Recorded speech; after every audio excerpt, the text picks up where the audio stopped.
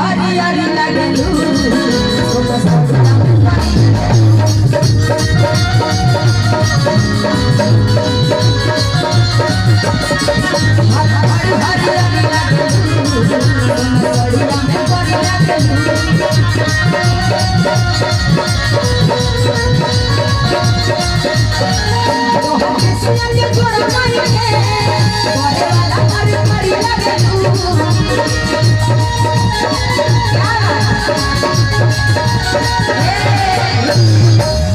माने इतना साफ रहल बोलो डिंपल जी केकरा केकरा अच्छा लगता है तनी मर्दे हाथ उठा के ताली बजाओ लो गड़गड़ा के कुछ कहना चाहते हैं भाई।